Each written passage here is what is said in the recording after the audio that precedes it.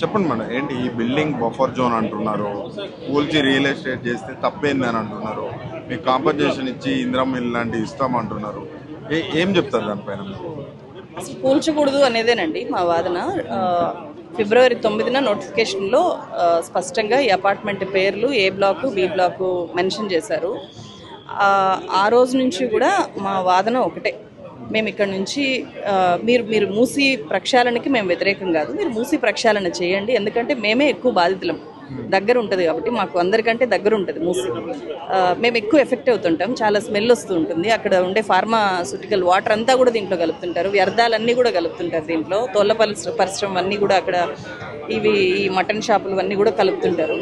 So ఎక్కువ affected people మేమే. మూసి ప్రక్షాళన మీరు చేయండి, దానికి మేము అగైనెస్ట్ కాదు. కానీ అదే బఫర్ జోన్ అనే దానికి ఏంటంటే ఇప్పుడు బఫర్ జోన్ అని అంటున్నారు, కానీ మాకు ఇచ్చిన నోటిఫికేషన్లో ఎక్కడా బఫర్ జోన్ అని లేదు. ఆ రోజు గుర్తులేదు గవర్నమెంట్కి, ఆ రోజు తెలియని బఫర్ జోను మేము వ్యతిరేకించిన తర్వాత బఫర్ జోన్ పుట్టింది. మేము ఎప్పుడైతే ఆందోళన చేయడం మొదలుపెట్టామో అప్పుడు బఫర్ జోన్ అని చెప్పి చెప్తున్నారనమాట. అంటే మేము ఇక్కడ గవర్నమెంట్ ఇస్తే ఏదైనా ఆఫర్ చేస్తే దాన్ని తీసుకొని వెళ్ళిపోతారు అనేలాగా బహుశా అనుకుందేమో గవర్నమెంట్, అందుకని నోటిఫికేషన్ ఇచ్చింది. ఆ తర్వాత మేమందరము ప్రొటెస్ట్ చేయడం మొదలుపెట్టిన తర్వాత లేదు మీరు బఫర్ జోన్లో ఉన్నారు అని చెప్పి చెప్పడం మొదలుపెట్టారు. ఆ తర్వాత ఏకంగా సీఎంఏ మీ వాల్యూ జీరో చేస్తాము అని చెప్పి బ్లాక్మెయిలింగ్ దిగారు. సో ఆ బ్లాక్మెయిలింగ్ అనేది చాలా ఎక్కువగా హర్ట్ చేసింది ఇక్కడ ఉండే వాళ్ళని. సో అది ఒక రకమైన థ్రెటన్ చేశాడు ముఖ్యమంత్రి, మీ వాల్యూ జీరో చేస్తాము అని చెప్పి. ఎందుకంటే ఇది 2004లో అన్ని అప్రూవల్స్తో పట్టా ల్యాండ్లో కన్స్ట్రక్ట్ అయిన అపార్ట్మెంట్, గవర్నమెంట్ అన్ని పర్మిషన్స్ ఇచ్చింది. అప్పటికి హైదరాబాద్లో ఎక్కడ బఫర్ జోన్లే లేవు. బఫర్ జోన్లు వచ్చింది 2010లో, ఆ తర్వాత 2012లో బఫర్ జోన్స్ని మార్చారు. సో అంటే అప్పటికే ఇక్కడ ఉండే వాళ్ళు ఫ్యామిలీస్ చాలా నివసిస్తున్నాయి. సో అప్పటి నుంచి 2012 నుంచి మొన్న మా నోటిఫికేషన్ ఇచ్చేసిన తర్వాత కూడా ఎవరికి బఫర్ జోన్ గుర్తురాలేదు. ఇప్పుడు బఫర్ జోన్ అంటున్నారు, నిజానికి ఇది బఫర్ జోన్ కిందకి కూడా రాదు.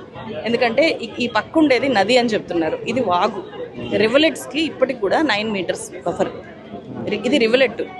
ఎంత పెద్ద వర్షం వచ్చినా హైదరాబాద్లో చాలా లోతట్టు ప్రాంతాలు మునిగిపోయినా అపార్ట్మెంట్ పక్కనుండే రోడ్డు మీద కూడా వాటర్ రావు. ఇది రివలెట్. అండ్ దీంట్లో ఒక నెల రోజులు కూడా ఉండవు ఫుల్గా వాటర్ ఫ్లో అవ్వవు. అక్కడ గండిపేట గేట్లు ఎత్తినప్పుడు మాత్రమే కొద్ది రోజులు వాటర్ పోతాయి, అంతే, అంతకు మించి ఇక్కడ వెళ్ళవు. సో అందువల్ల 50 మీటర్స్ బఫర్ జోన్ అనేది ఇప్పుడు కొత్తగా తీసుకొని వచ్చారు. 30 మీటర్స్ బఫర్ జోను కూడా దీనికి అప్లికబుల్ కాదు. ఇది 9 మీటర్స్ బఫర్ జోను, రివలెట్ కింద ఉండే అపార్ట్మెంట్. అందుకే అప్పుడు పర్మిషన్ ఇచ్చారు. ఇప్పుడు ఆ పర్మిషన్ అది కాదు, అది తప్పుడు పర్మిషన్ అని చెప్పి ఇప్పుడు చెప్తున్నారు. అది కూడా బీఆర్ఎస్ గవర్నమెంటే బఫర్ జోన్లో ఇల్లులు కట్టే ప్రయత్నం చేసింది అని అంటున్నారు. మీరేమో 2010లో ఈ బిల్డింగ్స్ కట్టామని మీరు అంటున్నారు. 2010లో బిల్డింగ్స్ కట్టడం కాదండి, 2004 కాంగ్రెస్ గవర్నమెంట్ ఉన్నప్పుడే దీనికి పర్మిషన్స్ అన్నీ వచ్చాయి. 2004 అక్టోబర్లో దీనికి పర్మిషన్స్ వచ్చాయి.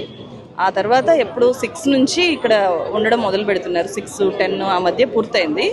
కానీ ఇప్పుడు బఫర్ జోన్ అనేది నోటిఫికేషన్లో కూడా బఫర్ జోన్ మెన్షన్ లేదు. అప్పుడు ల్యాండ్ ఎక్విజేషన్ అనే చెప్పారు.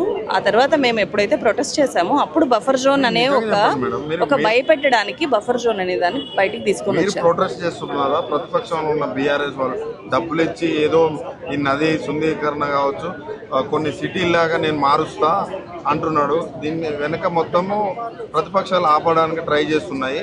సో నేను ఆగేది లేదు, పక్క కూలుస్తా అంటున్నారు. ఇక్కడ సమస్య లేకపోతే ఎవరైనా వచ్చి సమస్య క్రియేట్ చేయలేరండి. అది బీఆర్ఎస్ కానీ ప్రతిపక్షాలు ఏవైనా సరే, చాలా పార్టీలు వస్తున్నాయి. సో ఇక్కడ సమస్య ఉంది కాబట్టి మేము ఇన్ని హౌసెస్ ఇక్కడ చూడండి, మీరు మొత్తం సీనియర్ సిటిజన్స్ ఉంటారు. 60 ఏళ్ళ పైబడ్డ houses, more than 60% families senior citizen families. వాళ్ళ ఆవేదన చాలా ఎక్కువ ఉంటుంది. మీరు మాట్లాడండి వాళ్ళతో ఒకసారి. వాళ్ళ పిల్లలు బయట ఉంటారు, వాళ్ళు ఇక్కడ ఉంటారు. ఇక్కడ వాళ్ళు చాలా పీస్ఫుల్గా ప్రశాంతమైన వాతావరణంలో ఇక్కడ ఉండాలని చెప్పి చాలా ఏళ్ళ నుంచి ఇక్కడ ఉండే నైబర్స్తో అడ్జస్ట్ అయిపోయి సొసైటీతో మింగిల్ అయిపోయి ఉంటున్నారు.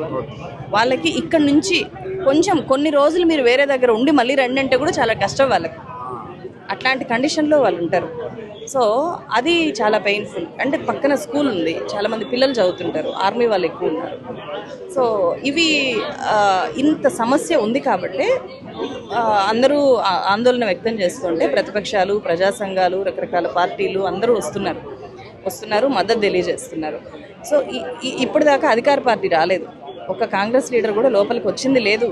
మేము మీకు అంటే మొత్తం మూసి ప్రక్షాళన చేసి బాగు చేస్తాము, జనం మంచి కోసమే ఇది అని చెప్పి చెప్తున్నారు కదా. అట్లాంటప్పుడు ధైర్యంగా ఎందుకు రావట్లేదు, ఎందుకు ఇక్కడ ఉండే వాళ్ళతో మాట్లాడట్లేదు? ఇన్ని పార్టీలు వస్తున్నాయి కదా, ఇక్కడ ఉండే లోకల్ రిప్రజెంటేటివ్స్ కానీ ఇక్కడ ఉండే పార్టీ వాళ్ళు కానీ వచ్చి కన్విన్స్ చేయొచ్చు కదా, ఎందుకు చేయలేకపోతున్నారు అంటే they don't have any answer.